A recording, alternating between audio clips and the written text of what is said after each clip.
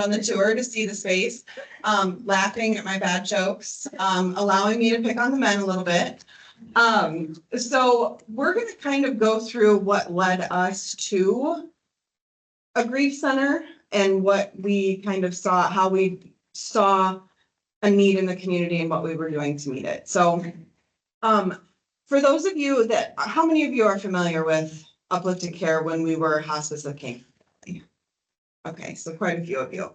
So that's kind of where this all ties in together. So in 1982, we were founded as Hospice of Kankakee Valley. And one of the things about that I often joke about is that they didn't really have flashy marketing back then. So they just called their business what they did and where they did it. And so they provided hospice care and they provided it in Kankakee Valley. So as the organization grew and continued to kind of evolve, we really outgrew that name. So when I started in 2016, I live in Iroquois County. So when I would go and do presentations in my own community, people would say things like, "Oh, I didn't know to call you because you're Kankakee Valley." So that was kind of the first inkling that there was a barrier based on our name. So then also in 2013, I believe, it started before then, but the official program launch was in 2013. We started a palliative program. So we now provided palliative care and hospice care. So then again, realizing we were kind of outgrowing that name. And finally, in 2019, we started looking into other ways to kind of give back to the community. And there were a lot of different ideas thrown around. If you're familiar at all with a hospice house, we talked about that a little bit this morning. So a hospice house is a place where people that are receiving hospice care can go, and they're beautiful facilities. So they have very homey like bedroom facilities. They have places for the families to stay. They have food. They have all of those things, all of the amenities for hospice patients. The problem that we felt is they're generally very small, about 10 to 12 beds, and the criteria for qualifying for a hospice house are very strict. So you have to qualify for like general inpatient care. And one of the misconceptions is that you're on hospice care, so you could move into a hospice facility, and that's not always the case. And in addition, they have a beautiful facility in Joliet. So we felt like proximity, there was one close to us, that wouldn't be the best way to serve the community. So then we started looking at grief support. As part of a Medicare requirement for a hospice program, you have to provide grief support to your patients' families for a period of 13 months following the death of the loved one on service. We have always kind of taken that a step further and provided it to the community completely free of charge. But nobody knows that, right? Nobody knows that we have that service. And we had to have a beautiful counseling room at the office. I joked it's nestled in between our bathrooms. So it's not a really visual place. And so when we were kind of trying to figure out what to do to give back to the community, that need really stood out for us. So there are so many things, whether it's addiction, whether it's, a lot of mental health struggles can be tied back to grief. And when you think about it, it is one of those universal human emotions that we are all going to experience. So we kind of started with, what is the need? What is the need in the community? And we asked area counselors, if you had to rank your love for these different categories that you counsel, where would you rank grief? And that was really eye-opening to us, because a lot of them were like marriage, trauma, kids, different things like that. And grief was at the bottom of their list. It's very, very difficult to talk about grief. So that also then brought the need to the top of the list for us. We're like, we have to bring this resource to the community. So we started out on this journey, and we were talking in the back, this did used to be a church. It was the Good Shepherd Lutheran Church. I was the biggest naysayer when we first walked in here. There had been a leak in the front. It smelled like mildew. I'm like, this is gonna be a disaster. And then PSI came and did this, and I had to eat a little crow because it turned out wonderful. And again, that's like we were explaining on the tour, we wanted different spaces for people that are not just, I'm ready to come in and talk about my feelings. We wanted a home-like atmosphere. We wanted a comfortable place for people to go, and we wanted a place for them to come at any stage of that grief. So it's a little chilly, so we're not going to take a trip outside, but we do have our healing garden outside. And the intent behind that, I mean, our counselors will have some individual sessions and things like that when the weather's nice out there in the garden. But we wanted a place for people to be able to go that maybe weren't ready to pick up the phone to call. We don't really advertise it a lot because we don't want the trouble that might come with that. But our foyer is always open, and we have a rack of materials out there that we want to make accessible to people that maybe just want to come in that aren't ready to pick up the phone yet, that aren't ready to walk through the doors and talk to a counselor. So the garden space, the resource materials, we wanted something for everyone. And then when they are ready, you want to talk about what happens when somebody calls. So they speak to Angie, and she'll give you a little info about that. Good morning. Thank you for coming. I am Angie, and you will hear my voice when you get transferred because you call the main number and you ask for the grief center. And then I will take your call. I will answer any and all of your questions. We talk about the intake form. We talk about what type of grief or who you're grieving sometimes, just so that the counselor has a little bit of an idea of what you're coming in for. And you can even have anticipatory grief. So if you're really upset about a loved one that hasn't accepted their diagnosis or whatever, and you're getting a little bit anxious about that, feel free to give us a call. We have even counseled a teenager who lost his dog. This dog was a part of his life since he was a toddler. And he came in because he took it really hard. So he came in and got some counseling also. We have some wonderful groups. The Talk and Tea is pretty popular for the ladies. We do have a men's coffee and conversation with Chaplain Dan. He's quite the character. He does like to share some recipes in that group with other men. So feel free to give us a call. Let your friends know that we're available to them too. We're 100% free. I won't ask for an insurance card. I won't talk to you about private pay.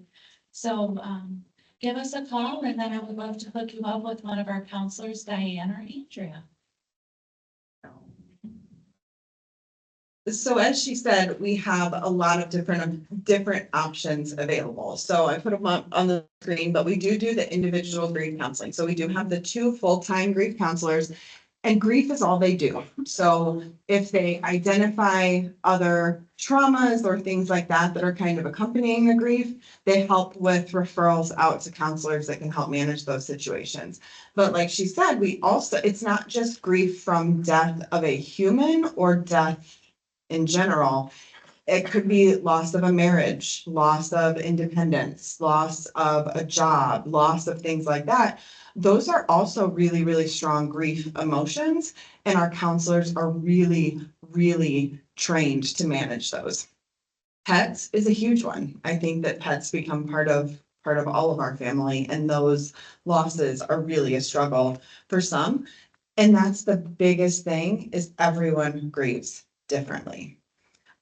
We do family grief counseling. So I showed that we do have like the capabilities to Zoom in families in the majority of the rooms. Unfortunately, we live in the wonderful state of Illinois One of the only states in the country that do not allow counseling to cross state lines. So we've had a lot of requests for that, where we have family members that live in Texas or Ohio that they want to try and connect. We're unable to do that, but we can coordinate with a hospice facility in one of those states and kind of offer our recommendations.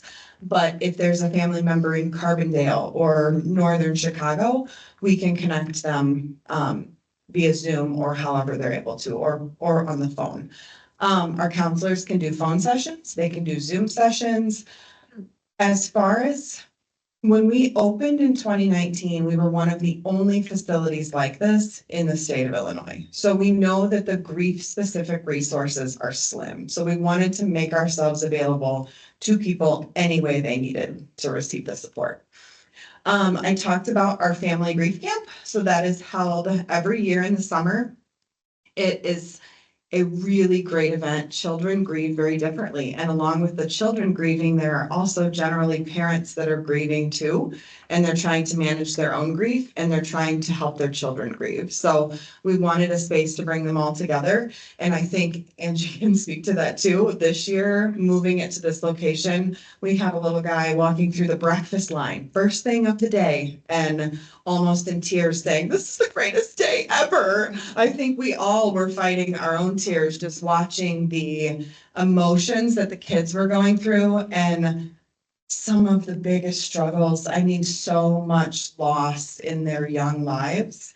And I think, being able to provide this resource to them was huge for us as well as them. So, and then we do on-site grief counseling. So I talked about that in, I think, our teen room. If there's a traumatic event in a school, in a long-term care facility, in a hospital, if they have a traumatic experience, we started a first responders group. So there is a lot of grief emotions in the fire, police, ambulance. There is a lot of grief everywhere, but we're trying to meet the needs. And so we will be able to, if our schedule allows, bring someone out to those locations. We've had our long-term care facilities reach out to us because they lost a staff member, of a medical emergency, and the staff were really struggling. Your organization is not whole if you have a group of grieving people. So we would love to be a resource for that. Educational grief seminars like this one. This is how we have really been able to get out into the community. We tell everybody, if you are part of a basket weaving club, if you are a poker player and you guys have a group, if you are part of a book club, host a meeting here. Get a hold of us, host a meeting here. It doesn't have to be this long. I can do a 10-minute presentation. As long as you let me do some kind of presentation and offer tours, you're welcome to host one of your meetings here. So that has really been huge for us to get people in the doors, because I think it's one of those things where you drive by or you see pictures, it doesn't really have the effect that actually walking through and kind of hearing about what we offer. So if anybody's part of that and would like to, you can find me after. So the rooms, we already went through those. Our healing garden, we did talk about that.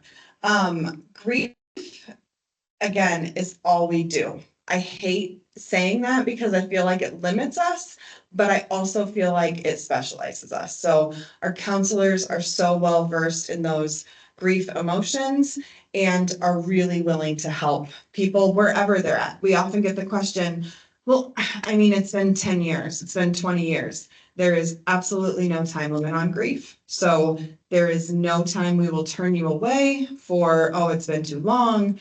Everybody grieves differently. So I encourage you to kind of take this information, utilize it for yourself, utilize it for your friends, let people know that we are here. As Angie said, the resources are completely free of charge. Never ask for an insurance card, and we are truly able to provide this to the community because of the gracious donations that we've received over the years and people believing in what we do. So, very happy to help, very thankful to groups like Catholic Charities for bringing us in, letting us give you this presentation. Does anyone have any questions? How are you funded? We are funded through, so our hospice and palliative care programs, mainly our hospice program is paid for through Medicare. So we do receive reimbursement through Medicare and private insurance, but these services are completely funded through donations.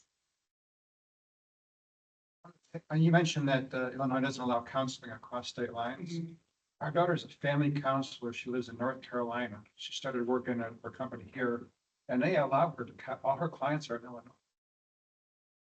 Is she licensed in Oh, yeah. North Carolina though? But she's licensed, I think, in both states. That would, I mean, they're trying and they're lobbying. Initially, it was only Illinois.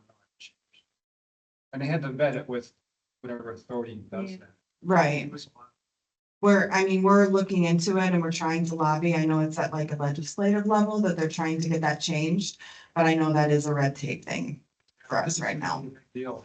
I mean, they, at first, your boss said, not sure it's allowed, and Yeah. we checked into it. I think if you're licensed in Illinois, you can't counsel people who live in other states. But like my personal therapist, she's licensed in Indiana and Illinois, and her office is in Indiana. So I have no issue going to her. I think it's when people from other states try to come to Illinois only licensed counselors. So, I mean, I feel like that's where the red tape comes in, but it's one of the hurdles that we're trying to get over because there is a pretty big need for family counseling. Not everybody lives in a 10-mile radius. Yeah. Yes, so our hospice and palliative care program, our main office is over on 102 Main Street Northwest across from Jewel. So our hospice program, we have a medical director. His name's Dr. Farhan Shams. He is also the assistant director of hospice and palliative care for Heinz VA. So he is our medical director. He's been with us since I think 2010, maybe? I'm not 100% sure on that. So we have our medical director, and then our hospice program has nurses, CNAs, social workers, chaplains, volunteers, and our bereavement staff. And then our palliative program is overseen by our medical director, but it is really facilitated by nurse practitioners, RNs, social work, and chaplain support as needed. So the difference between palliative and hospice care, palliative is for patients that are struggling with a serious illness, but may still be receiving curative treatment, or they are not at a disease progression where they would qualify for hospice. But the benefit of palliative care is it's bringing a nurse practitioner into the home. It's kind of like an old school house call. So going to the doctor is sometimes like a production, right? It's maybe the first time that they've gotten up and dressed and ready to go, and you get 15 minutes of FaceTime. Our doctors are even telling us this, like, it's not the same anymore. We don't have any time. So you have that little window to communicate with your physician, and they're seeing you in an office setting. Our nurse practitioners, what they do is they go through the entire medical record of the patient to see what's the cardiologist saying, what's the urologist saying, what's the oncologist saying, and gets a really holistic picture of the patient, and then goes into their home while they're watching Young and the Restless. And they can kind of see, ooh, the house is, the tasks at home are kind of, not being done like they were. They're really struggling. They're cruising along the couch to get to the bathroom. They're noticing those more subtle declines and putting interventions in place. Like it might be a change in medication or, something like that. And they help with all of those things in the home setting. And then as the disease progresses and a patient is eligible for hospice, then we have more services available for them. So that includes like the medications, the medical equipment, visits from a CNA for help with, bathing and things like that. A nursing case manager that helps educate the family on how to provide the care. And that care is provided wherever they call home. So nursing homes, assisted livings, home, on their friend's couch, wherever they live is where we provide that care. Any other questions? Did I bore you all to tears or was I mean? I'm looking at you. Was I mean? You were. Oh, good. Well, thank you. Thank you. All right, I have some information on the back table. Oh. Mine just gone. We have just, so I have the list of our, grief support services with our groups and things like that. Just take that with a little grain of salt. We are getting ready next week to do our, planning for 2025. It's not gonna look a lot different, but some of those groups and things like that might change, based on who we had attend and things like that. But the schedule's on the back. We also, this is a really big thing that we just started a couple months ago and it's been wonderful. Our caregiver support group. So we sent out, invitations to our palliative families first and opened it up to the community. Caregiving is seriously one of the most underappreciated things in that we struggle with. So we wanted to give the caregivers in the community a place to come together. It's from 11 to 1 on the second Wednesday of every month. We do like a light lunch and then we generally have like a period of networking time, and then we have a speaker for about 15 to 20 minutes, and then like some open discussion time. So the last one we had Amanda from Catholic Charities came and talked about like the grant funding available for patients with dementia and brought in the robotic animals, which we were trying to like, you know, because they're really cool. So then one in November is on advanced directives. So one of our social workers is going to be present to talk about those kinds of things going into the holidays, how everybody at every age, myself included, I need to practice what I preach, but everybody needs those things. We just had an experience. I have a 20-year-old son. His best friend, who's 19, was in a car accident. Mom struggled to get information from the hospital because he's an adult and did not have any kind of advanced directives in place. So that was an eye opener for me, and everybody needs to have some kind of thing in place. So that's the November event. All of the stuff is back there. Take some goodies, take some hand sanitizers, clips, pens, whatever, put some donuts in your pocket. And if you guys need anything, or would like to host a meeting here or have any like individual questions for me, I will be floating around after you guys' meeting. So thank you very much for having me. And if you need anything, let me know. Thank you. Thank you so much. Perfect. Okay. Thank you so much for having us. That was wonderful. And thank you for having us in your beautiful space. All right. I apologize for my stuffiness. It is high pollen is what my phone tells me. So I'm feeling it. Okay, so let's get down to business. First and foremost, we have our icebreaker for today's meeting. So if you would like to share your name with the group, because we have some new faces, mine included for some of you. So I guess I'll start there. My name is Mackenzie Joe. If you have not met me either in person or at all, I am the new coordinator for the Senior Companion Program. So Jackie and I kind of work opposite each other. We work alternating days of the week. So you can always reach out to me and call me just like you would Jackie. And if one of us doesn't answer you, the other will. So it is nice to meet you and I'm happy to be here. So our icebreaker of today is to share your name and to tell us, did you have a favorite Halloween candy growing up? And if so, what was it? So even if you didn't celebrate Halloween growing up, you can just say what your favorite candy was.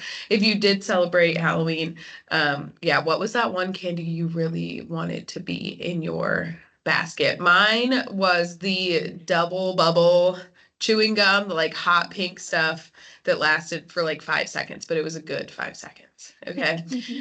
Jackie, what was yours? Yeah, I'm Jackie. Hopefully you all know that. And Eminem. Very good. All right. Want to start here, Mary? Three Musketeers. Three Musketeers. Okay, very good. Move on down. Barb. Basically anything. But I especially like Oh, there you go. Very good. Charles Zetta. Everyone calls me Charlie. My favorite was candy corn. Candy corn. Wow, very good. I am eating. I'm peppermint. Peppermint. Oh, nice. Very good. We'll go back on this row. Nestle Crunch. Okay, very good. Karen Rushman and mine was M&M's. M&M's another. Oh, that's three. You guys are winning. About Richmond. I think the candy bar was called Crackle. Oh, okay.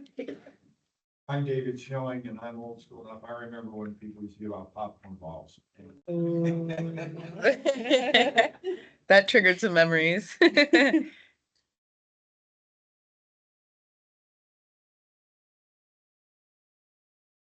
Okay, At Butterfinger. Butterfinger, very good, very good. I'm Sister Mary. I grew up in a farm area and we didn't go trick or treating and do candy, but my favorite part of Halloween was cider and donuts Nice, that sounds yummy. downtown parade. Wow. I'm Gloria, mine is, candy would be the candy apple. Candy apple, ooh, like caramel or the candy, like the red candy? Caramel apple, nice, very good. Anything chocolate. Anything chocolate, there you go. Very good. Butterfinger, another one, okay.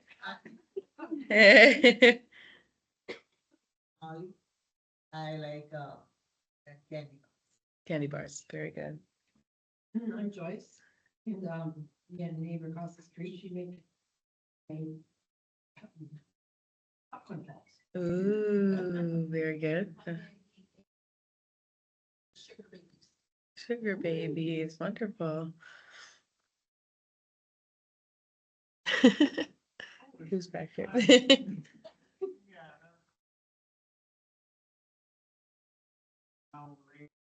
Oh, yeah, those are good. Those are good.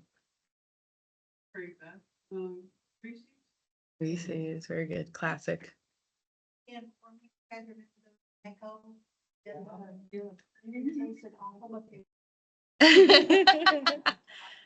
Okay. Jack McCormick like slow boat. Oh, nice. I taste. Yeah, yeah. Well, there you go. Well, that was informative. Though some I've never heard of. I'll have to look them up, try some. Very good. Thank you for sharing. All right. So, first things first, on the back of your packets, on the opposite side of where your timesheet is, you will see this bolded letters, important announcement. Okay. So if you remember one thing I say today, let it be this. Most of you know that Jackie and I's offices are now located in the Community Cub Church. We are so blessed to be able to use that facility. Most of you have been there for meetings, trainings, that kind of thing. This office, it is different than our main office. And we don't have a secretary to kind of usher people in. And so we ask that if you are going to come to the church for any reason, and you would like to see Jackie or I, that you call and make an appointment first. We are not the only people that have offices in that building.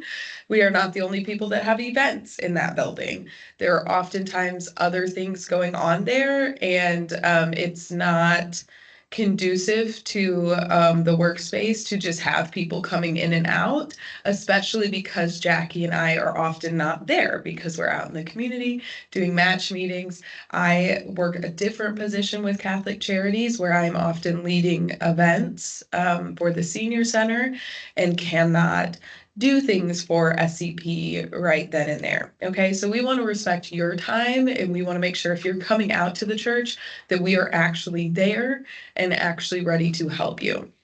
So the biggest part of this is that because the church is used as a senior center, at least 3 days out of the work week, the door is often open.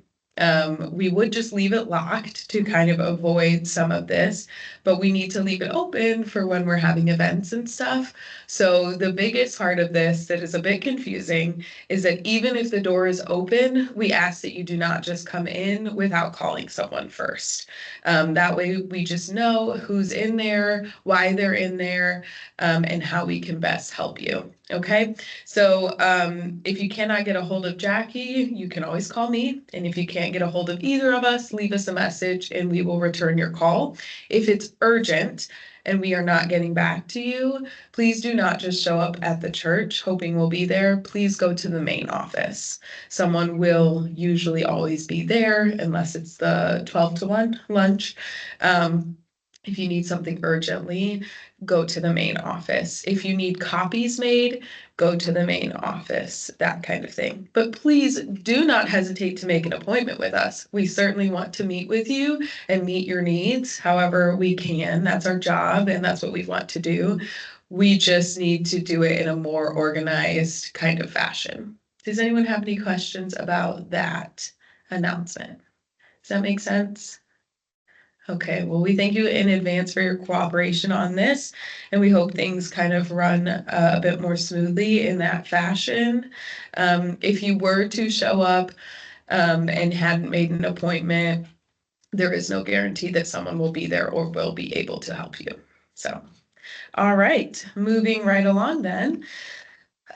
We have a bullet point on here about our waiting list. So our client waiting list is currently at 22 in Kankakee County, which is actually pretty exciting for us. That's pretty low. So, but also still 22 people, which is a lot of people that do need help. And it's 9 in Iroquois County. So if you are looking for new clients, please let Jackie or I know, and we can discuss what that looks like for you. And then emailing timesheets. So if you wish to email in your timesheet instead of mailing it or bringing it to the office, please email a full page picture to the following email. So the email is on there. Rather than sending it to Jackie or I's email, it's easier to send it to the AmeriCorps Seniors email. And this is something I forgot to say for our important announcement is that you are welcome to always come to the church and put your timesheet in the mailbox. You do not need an appointment for that. There is a mailbox right by the front doors. We just ask that you put it in an envelope. You don't have to stamp it or anything. Just write that it's for us because again, we're not the only people in that building. So we want to know whose mail is who.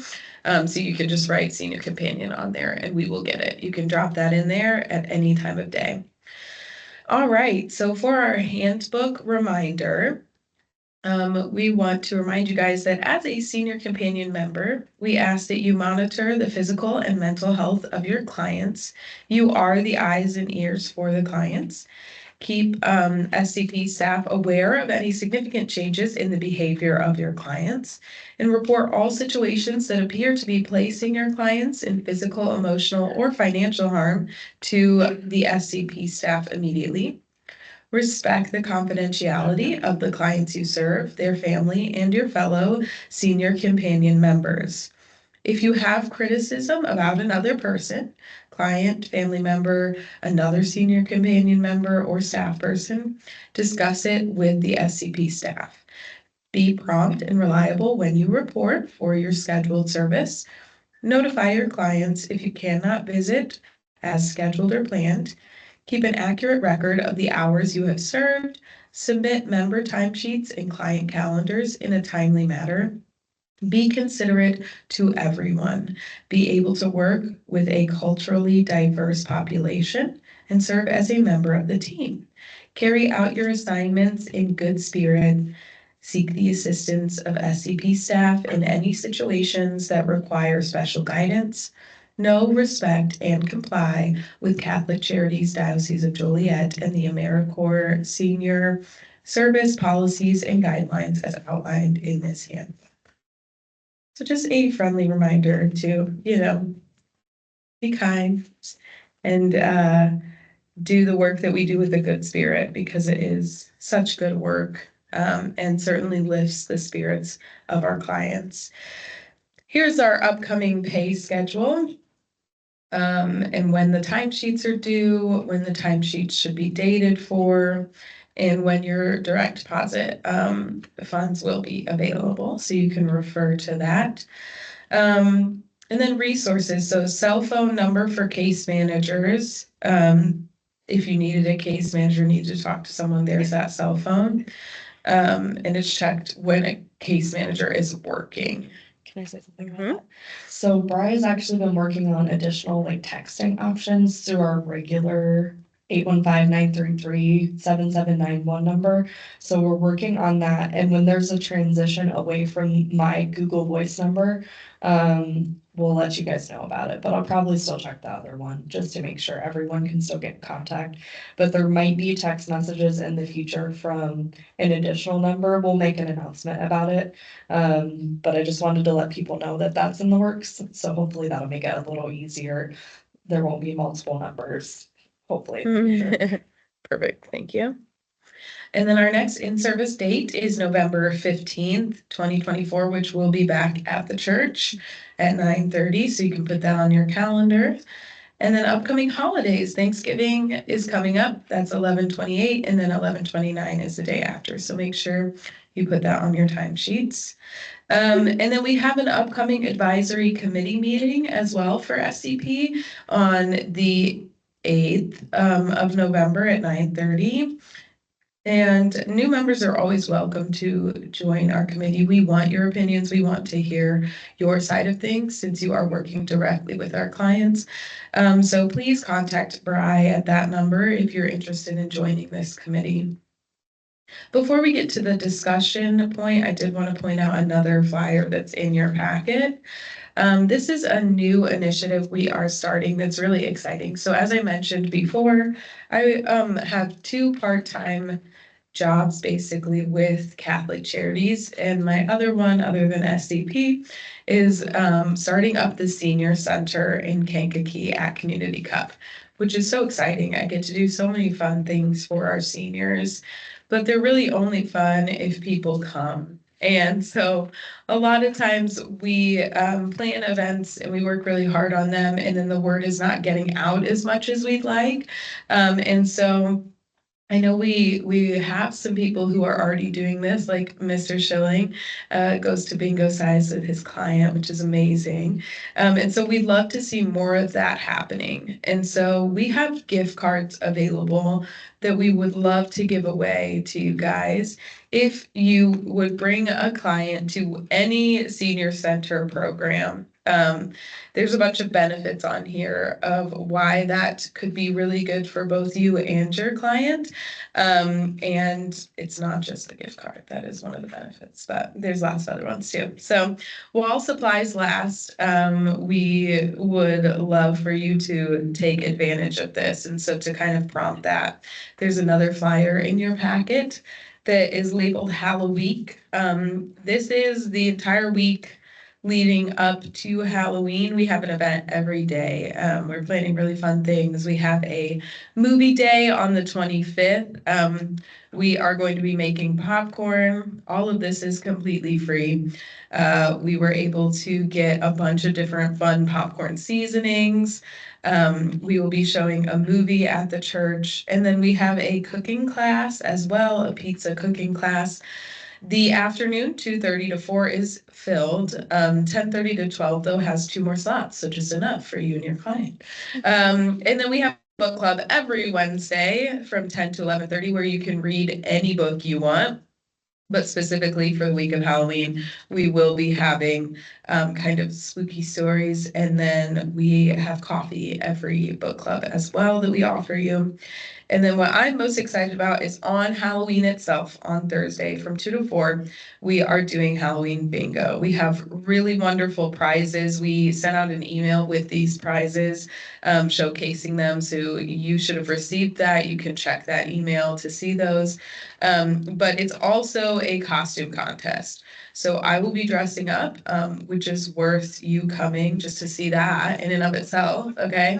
But we would love for you to also wear a costume, and then you would have a chance to win a prize for best costume as well.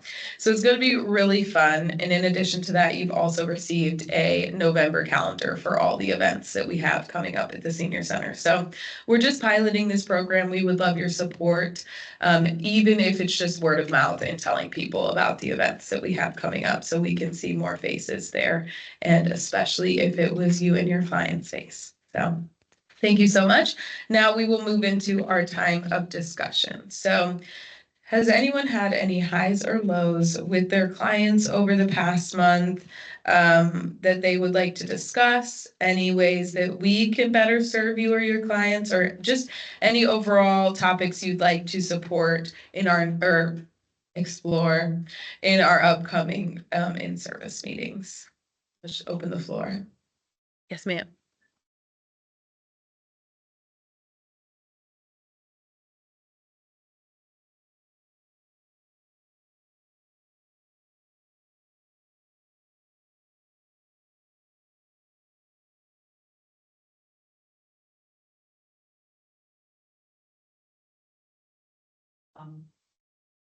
Caregiver or facility that is lower cost.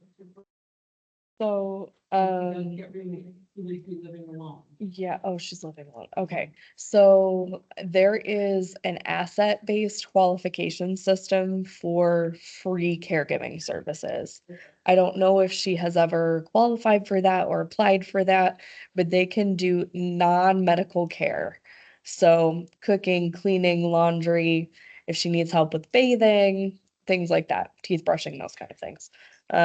They cannot do wound care, catheters, they cannot lift her. So I don't know if with the hip issues, if she's transferring on her own, but that could be a starting point. They would talk to ADRN through Catholic Charities. But if she just calls, or if you help her call just the regular Catholic Charities number and say, hey, we're looking for a caregiver, then they'll get you to the right spot. Yeah.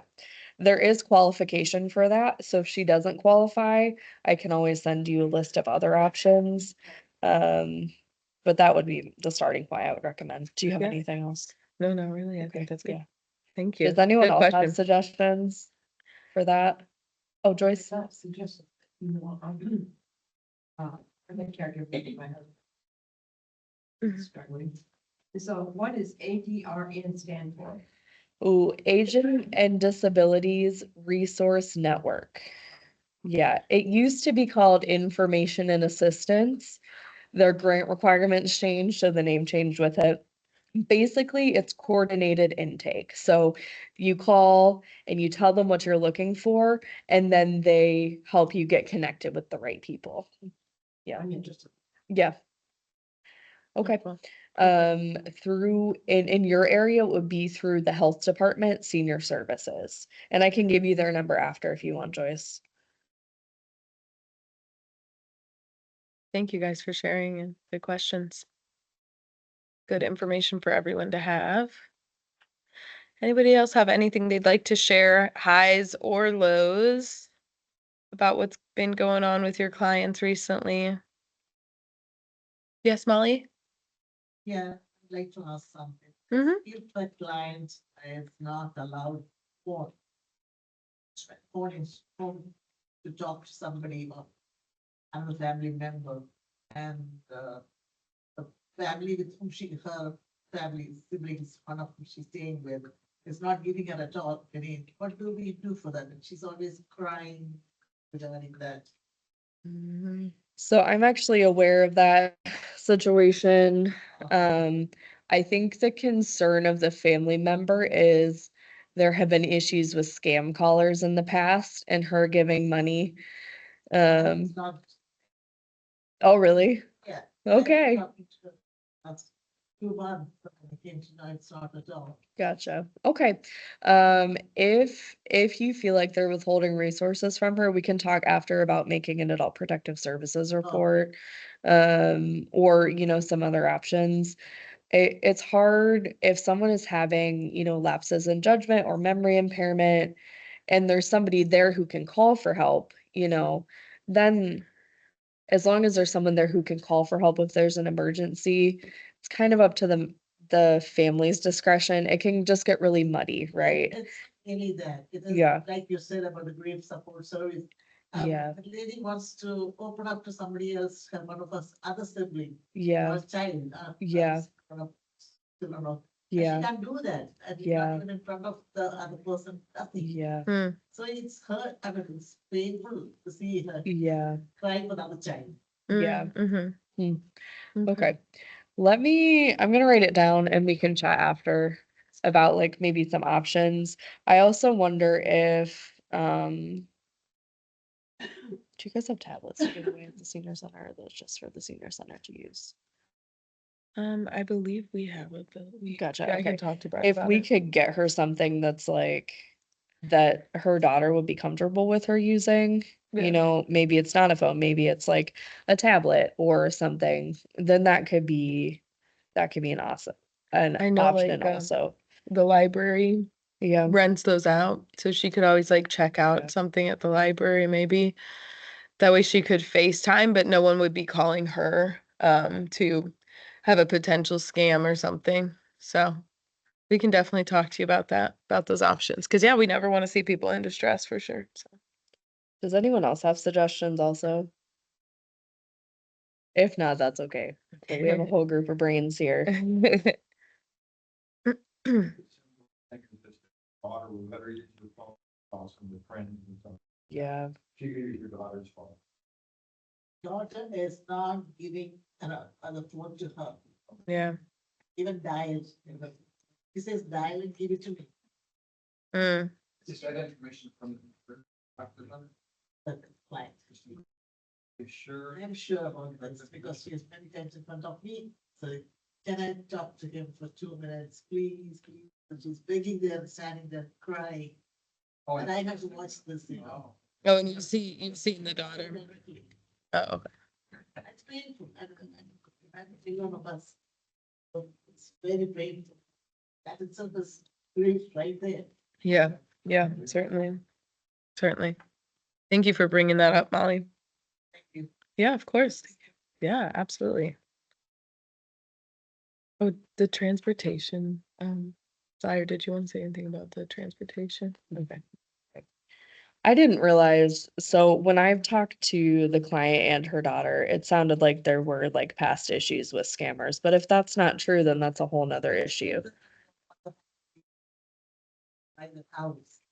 Oh, A lot of my money is gone. yeah, He sold the house somewhere else and gave the money to this. This daughter doesn't want other children to know about any of this thing. yeah, Hmm. okay. All right, well, that's a Hmm. different issue then, Yeah, yeah, but then Okay. she can at least say hi to the person Yeah. in front of Yeah. her. So she Yeah. doesn't, okay. okay. Great, thank you, Molly. Yeah, thank you. Mm-hmm. I believe they're on funding for. Yes, so that's a great question. Can I have the mic? Mhm. Just-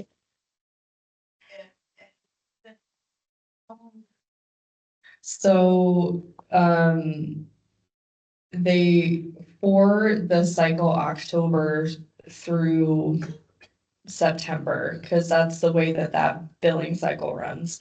They have started using a different system where they budgeted, and I just learned about this, they budgeted amounts for transportation per month instead of for the whole year. So they budgeted an amount for October, and once that's spent, they don't schedule any more rides. Leanne would be the one to talk to about more specifics because I'm not part of that program. What they are supposed to do though is any rides that were already scheduled before the money ran out, they're supposed to honor those still. They're still supposed to provide those. So people shouldn't be left hanging. But Leanne is the supervisor who manages that grant and that program. And then the person who is scheduling is Chris, who's also a companion. And so if you have more specific questions, they might be the person to talk to. But they did change the way they budget. So at a certain point each month, they'll run out of funding. I don't know what that's gonna look like. Or if there can be exceptions made, I'm not sure. Did that answer your question? I don't know if that answered your question.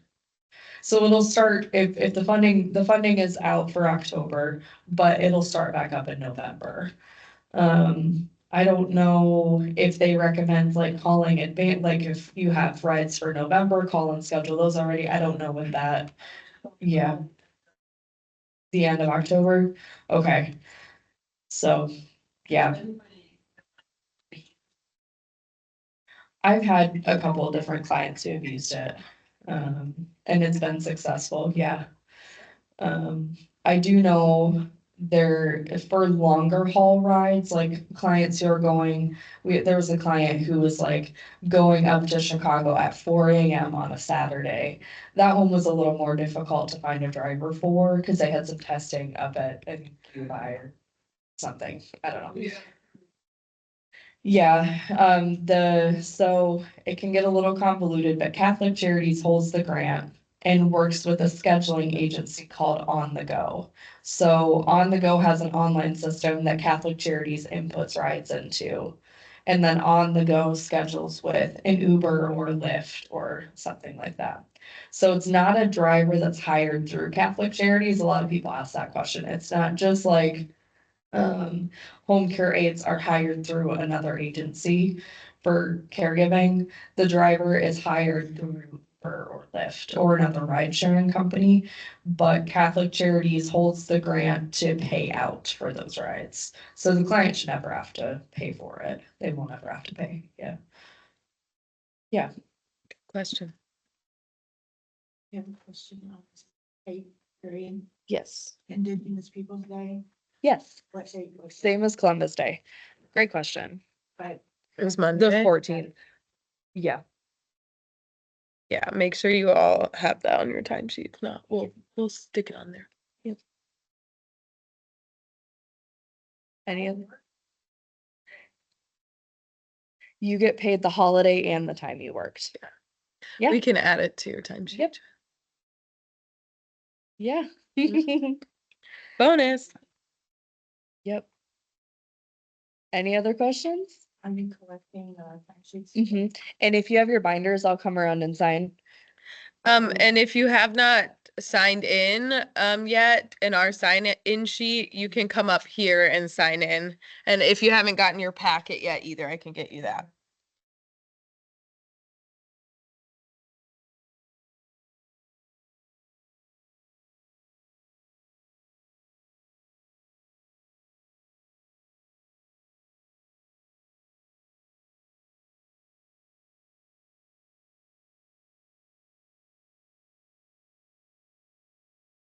Yes. Do you want me to stop this?